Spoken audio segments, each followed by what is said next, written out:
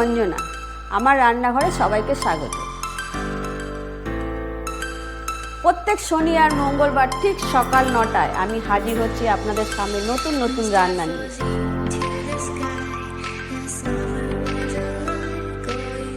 ভালো লাগলে আমার চ্যানেলটাকে লাইক, কমেন্ট, শেয়ার করবেন।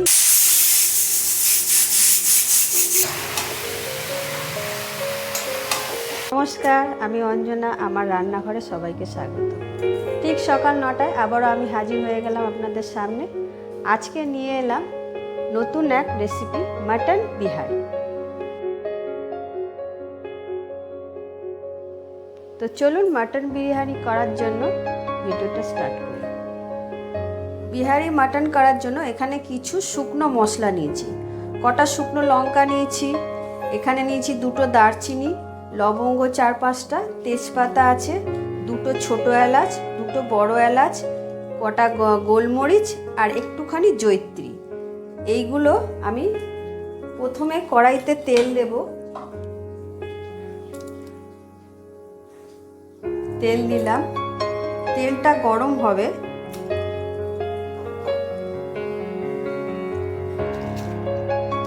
তেল গরম হয়ে গেছে, এর মধ্যে তেজপাতা, দারচিনি, লবঙ্গ, শুকনো লঙ্কা, 2টো ছোটো এলাচ, 2টো বড় এলাচ, একটু জয়িত্রী আর দিলাম এখানে কটা গোলমরিচ দিয়ে আমি মশলাগুলোকে একটু লাল হলে একটু ভেজে নেব হালকা। মশলা হালকা ভাজা হয়ে গেলে আমি এখানে 500 থেকে 600 পেঁয়াজ আছে, 600 মতো পেঁয়াজ আছে। পেঁয়াজগুলোকে আমি ভালো করে কুচিয়ে নিয়েছি। আর এই পেঁয়াজটা এখানে 1 কিলো 250 খাসির মাংস আছে। এই মাংসটার জন্য আমি 600 পেঁয়াজ নিয়েছি কুচি। এই পেঁয়াজগুলো আমি এখন এই তেলে দিয়ে দেবো।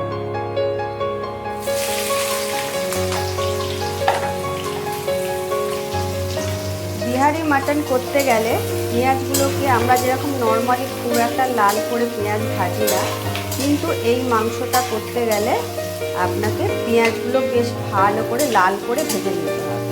তো আমি পেঁয়াজগুলোকে লাল করে ভেজে নেব।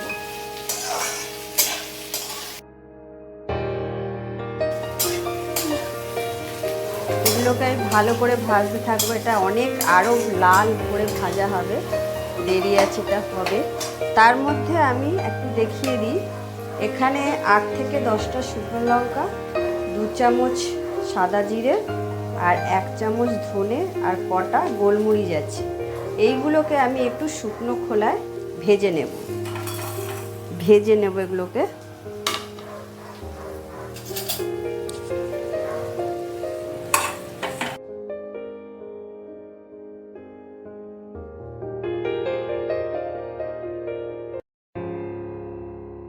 ভেজে নিয়েছি, বেশি ভাজবো না।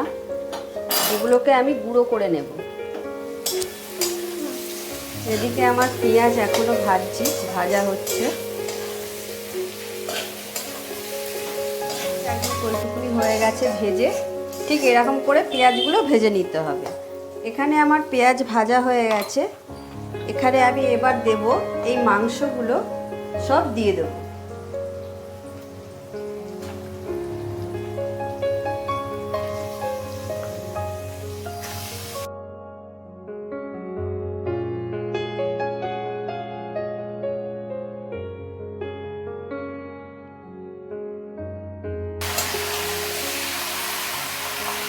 এরপর আমি এখানে আমি দিলাম 1 চামচ 1.5 চামচ আদা বাটা দিলাম আর 1 চামচ রসুন বাটা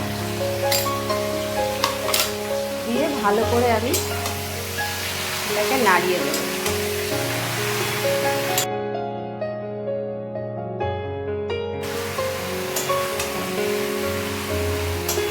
ভালো করে নাড়িয়ে আমি এখানে এর মধ্যে দেব এরকম গোটা একটা রসুন। আপনারা চাইলে আর একটাও দিতে পারেন, আমি এখানে একটা গোটা দিলাম। দিয়ে এটা এর মধ্যে, বিহারি মানেই রসুনটা দিতেই হবে। বিহারি মাটনে এরকম গোটা রসুন না দিলে হবে না।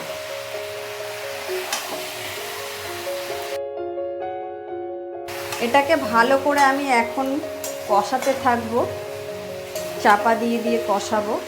ততক্ষণ আমি এই মশলাগুলোকে যেগুলো ভেজে রেখেছিলাম সেটাকে গুঁড়ো করে নেব, পেস্ট করে নেব। এবার আমি মশলাগুলোকে পেস্ট করে নিয়েছি এরকম, এই মশলাগুলো এর মধ্যে দিয়ে দেব। মশলাগুলো দিয়ে আমি ভালো করে কষাবো।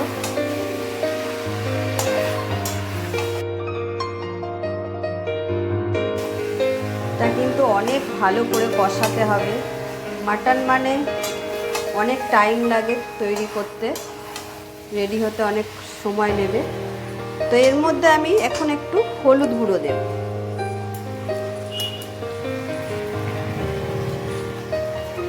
সামান্য পরিমাণে হলুদ দিয়ে দিলাম।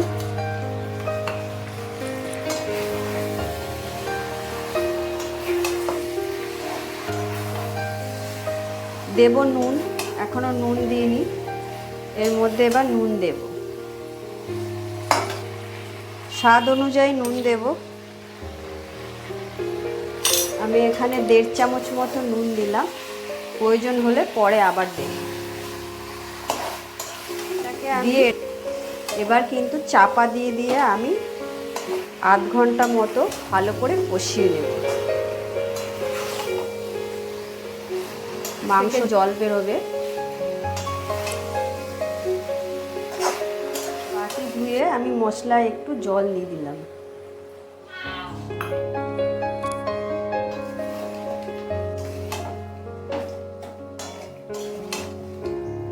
দিয়ে ভালো করে আমি নাড়িয়ে এবার আমি একটা চাপা দিয়ে দেবো। এই যে রসুনটা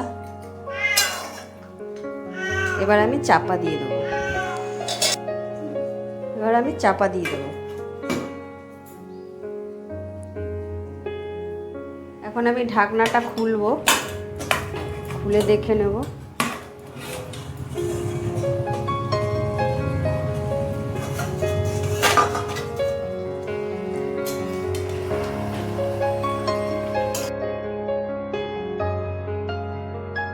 অনেকটাই জল বেরিয়েছে মাংস থেকে।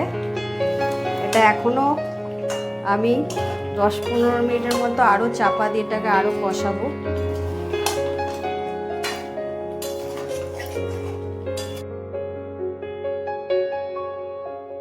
আবারও চাপা দিয়ে দেবো। 5 মিনিট পর আমি ঢাকনাটা খুলে দেখব, কারণ বারবার খুলে না দেখলে নিচে লেগে যেতে পারে। থেকে থেকে খুলে খুলে দেখে নাড়িয়ে দিতে হবে ভালো করে।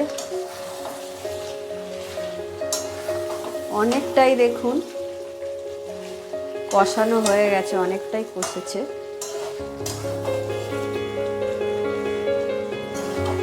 এবার আমি এর মধ্যে একটু সামান্য জল দেব, একদম অল্প সামান্য পরিমাণে জল দিলাম। এটা এখনো কষাবো আমি।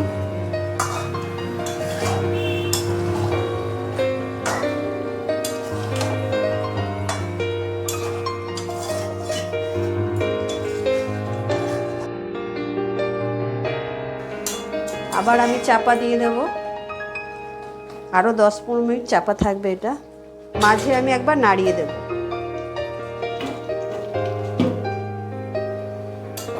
এবার আমি ঢাকাটা আবার খুলবো।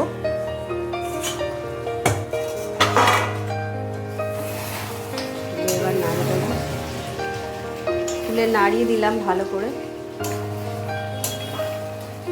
কষানো আমার একদম হয়ে গেছে।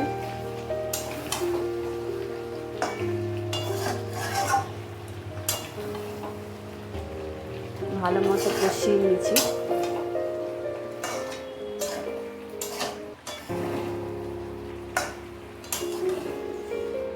মশলার গন্ধ চলে গেছে, কষানো হয়ে গেছে। এবার আমি এগুলোকে, মাংসগুলো প্রেসার কুকারে দিয়ে দেবো। একটা কুকার নিয়েছি, কুকারে আমি দিয়ে দেবো।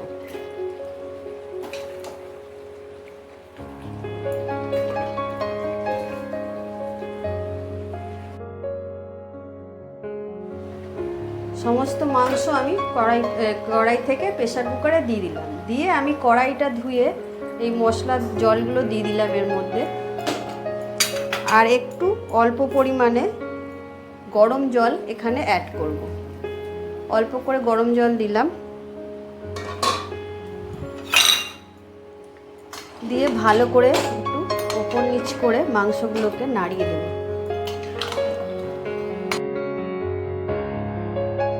এর মধ্যে একটু আমি নুন দেব।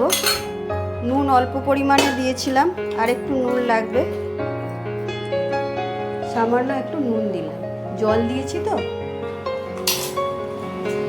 দিয়ে এটাকে আবার ভালো করে নাড়িয়ে দেব।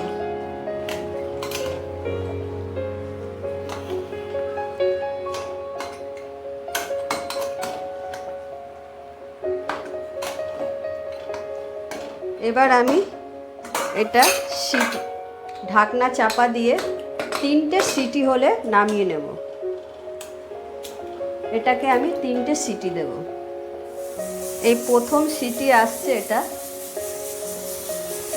প্রথম সিটি আসছে। এরকম 3টে সিটি পড়লেই আমি এটা অফ করে দেব। তারপর আমি এই গরম মশলাগুলো রেখেছি, এগুলো হালকা ভেজে গুঁড়ো করে এর মধ্যে দেব।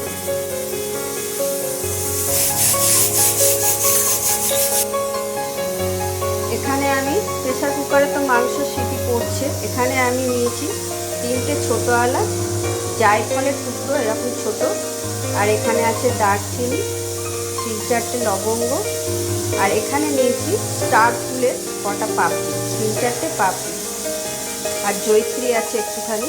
এগুলোকে আমি হালকা একটু ভেজে নিয়ে গুঁড়ো করে এর মধ্যে দেব।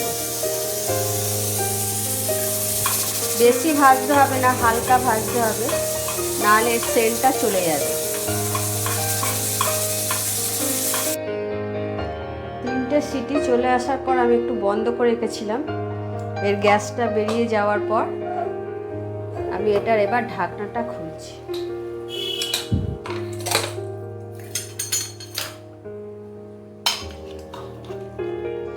ঢাকনা খুলে আমি একটু দেখে নিচ্ছি কিরকম সেদ্ধ হয়েছে। ভালো সেদ্ধ হয়ে গেছে, এটা মাংস পুরো সিদ্ধ হয়ে গেছে। এবার আমি এর মধ্যে ভেজে রাখা গরম মশলাগুলো দিয়ে দেবো। এখানে যে ভেজে রেখেছিলাম গরম মশলাগুলো, এগুলো সব দিয়ে দেব।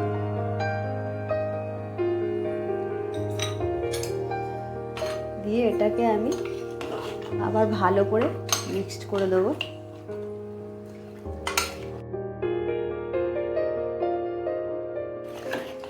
এবার আমি 1 থেকে 2 মিনিটের জন্য এটা চাপা দিয়ে রাখবো। আমি এটা অন করব না, শুধু চাপা দিয়ে রাখবো, যাতে মশলার সেন্টটা এর মধ্যে ভালোভাবে ঢুকে যায়। এবার দেখব, গরম মশলা দিয়ে আমি চাপা দিয়ে রেখেছিলাম, দেখুন কি সুন্দর মাংসের কালারটা হয়েছে। এবার আমি এটাকে সার্ভ করব।